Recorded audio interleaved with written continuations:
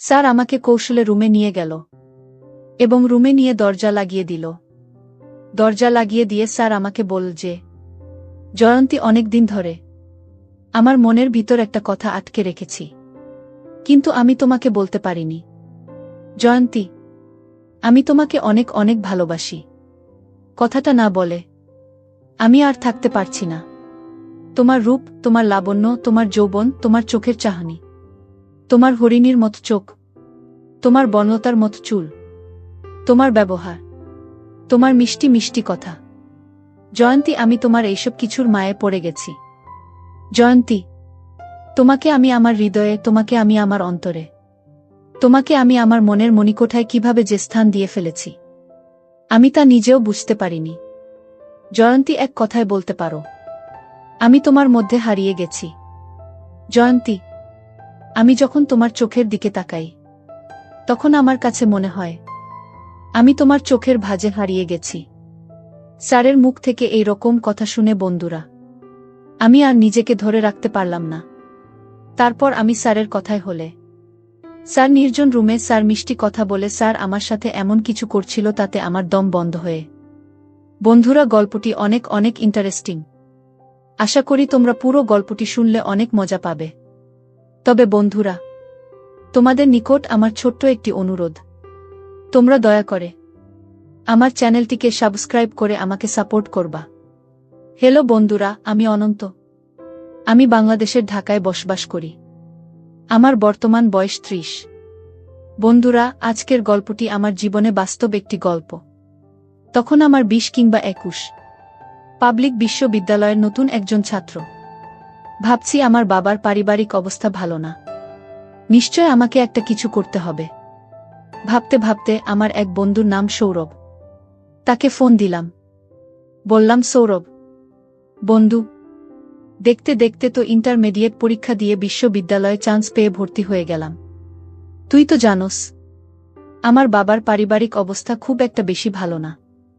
বাবা আমাকে পড়ালেখার খরচ দিতে অনেক হিমশিম খাচ্ছে। আমার বাবা সামান্য একজন দোকানদার। আমার বাবার উপর আমরা পুরো পরিবার। বাবা আমাদের পড়ালেখার খরচ দিতে অনেক কষ্ট হয়। এখন বন্ধু, আমি একটা চাকরি অথবা অন্য কিছু করে যদি আমার খরচটা চালাইতে পারতাম তাহলে আমার ক্ষেত্রে খুব উপকার হতো। কি করা যায় বন্ধু? একটা উপদেশ অথবা একটা পরামর্শ দাও।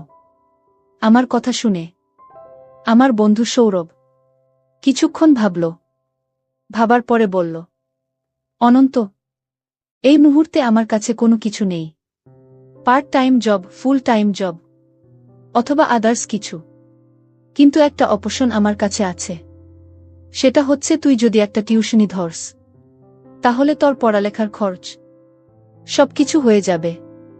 আর আমার জানা মতে একটা ভালো ফ্যামিলি আছে।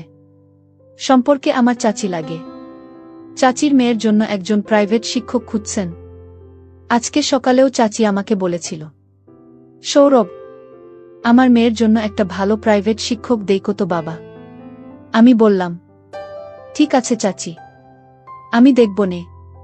আর তুই আমার বন্ধু মানুষ, তোর যে মেধা, তোর যে রেজাল্ট, সবকিছু দেখলেই আমার মনে হয় চাচি তোকে তার মেয়ের জন্য প্রাইভেট শিক্ষক হিসেবে নিযোগ দিতে দ্বিধাবোধ করবে না। আমি আমার বন্ধু সৌরভকে বললাম, বন্ধু, যদি তোর মনে হয় সেখানে প্রাইভেট পড়ালে আমাকে মোটামুটি ভালো একটা অ্যামাউন্ট দিবে, যা দিয়ে আমার পড়ালেখার খরচ চলবে, তাহলে আমি তোর প্রস্তাবে রাজি। তারপর বন্ধুরা, আমার বন্ধু সৌরভ তার চাচির কাছে আমার ব্যাপারটা বললে। তার চাচি আমাকে দেখতে চায়। তারপর বন্ধুরা, আমি তার চাচির কাছে আমার বন্ধু সৌরভের সহযোগিতায় গেলাম।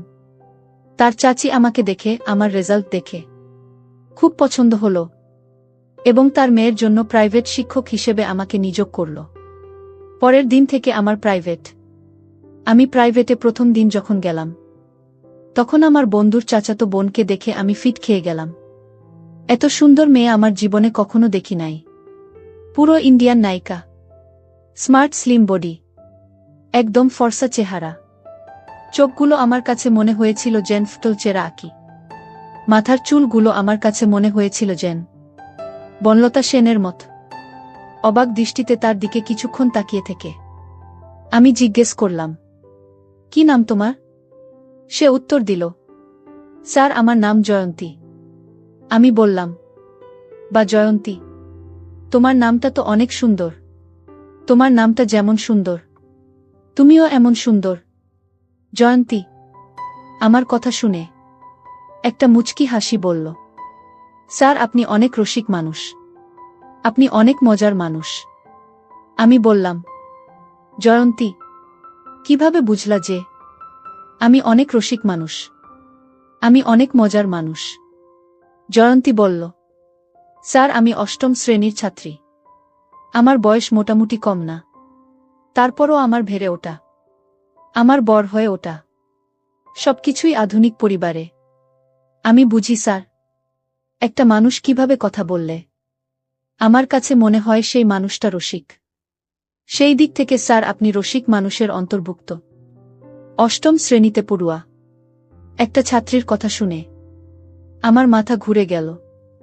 একটা ছাত্রী এত বিচক্ষণ শক্তি দিয়ে রসিক মানুষ বের করতে পারে, আমার জানা ছিল না। যাই হোক বন্ধুরা, অবশেষে পরিচয় পর্ব শেষ করে আমি আমার ছাত্রী জয়ন্তীকে প্রাইভেট পড়াতে শুরু করলাম।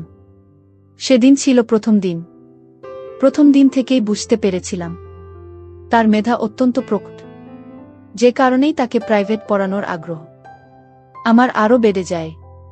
কারণ মেধাবী ছাত্রছাত্রীদেরকে প্রাইভেট পড়াতে যে কোনো শিক্ষকেরই আগ্রহ অনেক বেশি থাকে। আমার ক্ষেত্রেও সেরকমই হয়েছিল।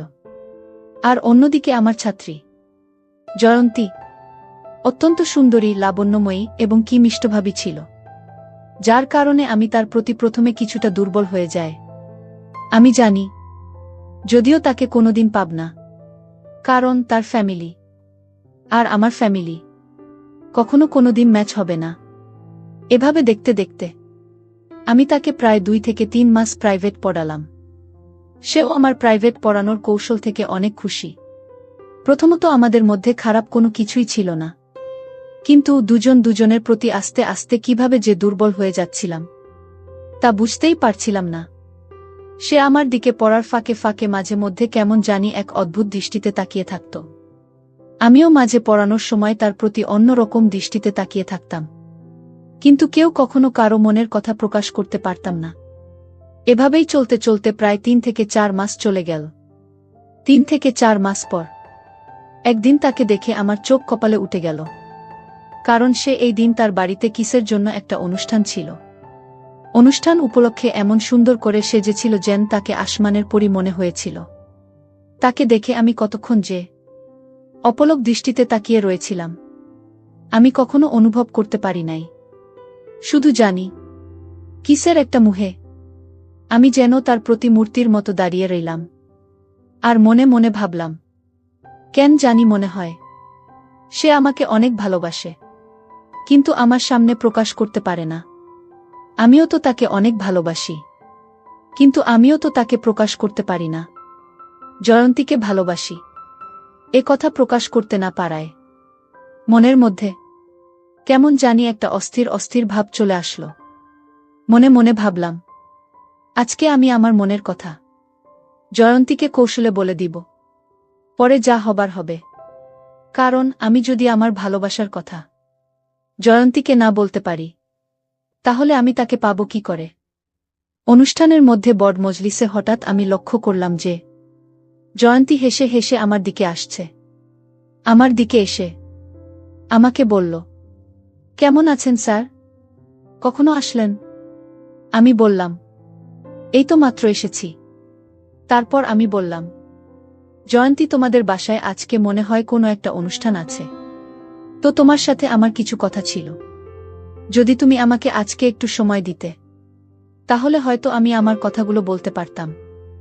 জয়ন্তী বলল, কোনো সমস্যা নাই স্যার, আপনি বলেন কখন, কোথায় আপনাকে সময় দিতে হবে। আমি বললাম, জয়ন্তী আমার একটা ফ্রি জায়গা লাগবে, যাতে করে তোমার সাথে আমি মন খুলে কথা বলতে পারি। জয়ন্তী বলল, ঠিক আছে স্যার, কোনো সমস্যা নাই, আমাকে কোথায় যেতে হবে সেটা বলুন। আমি বললাম, জয়ন্তী চলো তোমার রুমে যাব। সেখানে আমি তোমাকে আজকে কিছু কথা বলবো, যে কথাগুলো আমার মনের ভিতর শুধু ঘুরপাক খাচ্ছে, তোমাকে বলতে পারছি না। তারপর ভরা মজলিস থেকে স্যার আমাকে কৌশলে আমার রুমে নিয়ে গেল এবং রুমে নিয়ে দরজা লাগিয়ে দিল। দরজা লাগিয়ে দিয়ে স্যার আমাকে বলল যে, জয়ন্তী, অনেক দিন ধরে আমার মনের ভিতর একটা কথা আটকে রেখেছি, কিন্তু আমি তোমাকে বলতে পারিনি। জয়ন্তী, আমি তোমাকে অনেক অনেক ভালোবাসি। কথাটা না বলে আমি আর থাকতে পারছি না। তোমার রূপ, তোমার লাবণ্য, তোমার যৌবন, তোমার চোখের চাহনি, তোমার হরিণীর মতো চোখ, তোমার বনলতার মতো চুল, তোমার ব্যবহার, তোমার মিষ্টি মিষ্টি কথা। জয়ন্তী, আমি তোমার এইসব কিছুর মায়ে পড়ে গেছি। জয়ন্তী, তোমাকে আমি আমার হৃদয়ে, তোমাকে আমি আমার অন্তরে, তোমাকে আমি আমার মনের মণিকোঠায় কিভাবে যে স্থান দিয়ে ফেলেছি, আমি তা নিজেও বুঝতে পারিনি। জয়ন্তী, এক কথায় বলতে পারো আমি তোমার মধ্যে হারিয়ে গেছি। জয়ন্তী, আমি যখন তোমার চোখের দিকে তাকাই, তখন আমার কাছে মনে হয় আমি তোমার চোখের ভাঁজে হারিয়ে গেছি। আমি তোমার প্রেমের আগুনে পুড়ে ছাই হয়ে যাচ্ছি। জয়ন্তী, তাই আমি তোমাকে আমার কথাগুলো না বলে আর থাকতে পারছিলাম না। জয়ন্তী, আমি আমার সব কিছু দিয়ে তোমাকে অনেক অনেক ভালোবাসি এবং আমি আমার ভালোবাসা নিবেদন করছি। জয়ন্তী, প্লিজ, দয়া করে তুমি আমার ভালোবাসা গ্রহণ করো। আমার কথা শুনে জয়ন্তী একটা মুচকি হাসি দিয়ে বলল, স্যার, আপনি যে আমাকে এই কথা বলবেন না, তা আমি আগেই জানি। আমি বললাম, জয়ন্তী, তুমি কিভাবে জানো আমি তোমাকে ভালোবাসি? জয়ন্তী বলল, স্যার, আপনার চোখের ভাষা আমাকে সবকিছু বলে দেয়। আমি এতদিন অপেক্ষায় ছিলাম আপনার মুখ থেকে কখন এই কথাটা আমি শুনতে পাবো বলে। আজকে আমি ধন্য, আপনার মতো একজন মেধাবী ছেলে আমাকে ভালোবাসে কথাটা জানতে পেরে। স্যার, আমিও আপনাকে অনেক ভালোবাসি, কিন্তু স্যার, আপনার আমার ভালোবাসা আমার বাবা মা কখনো মেনে নিবে না। তাই স্যার, আমি শুধু শুধু আপনাকে ভালোবেসে কষ্ট দিতে চাচ্ছি না। আপনি স্যার বিকল্প চিন্তা করেন। আমি বললাম, জয়ন্তী, ভালোবাসা মানুষের জীবনে একবারই আসে, আর তুমি সে আমার প্রথম ভালোবাসা। তোমাকে না পেলে হয়তো আমার অবস্থা খুব খারাপ হয়ে যাবে। তবে জয়ন্তী, তুমি যদি আমার একটা কথা শোনো, তাহলে তোমার আমার সম্পর্ক তোমার বাবা মা মেনে নিতে বাধ্য হবে। আমি বললাম, কি সম্পর্ক? তখন স্যার আমাকে বলল যে, জয়ন্তী, তুমি যদি রাজি থাকো, তাহলে তোমার সাথে আমি এমন ধরনের সম্পর্ক করব যার ফলে তুমি আমার বাবুর মা হয়ে যাবে।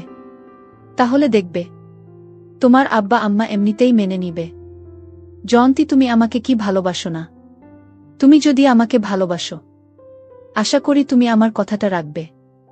জয়ন্তী, আমি তোমাকে চাই, জীবনে মরণে, শয়নে স্বপ্নে, সব সময় আমি তোমার পাশে থাকতে চাই। জয়ন্তী, প্লিজ না করো না, একটু সুযোগ দাও, দিয়ে দাও।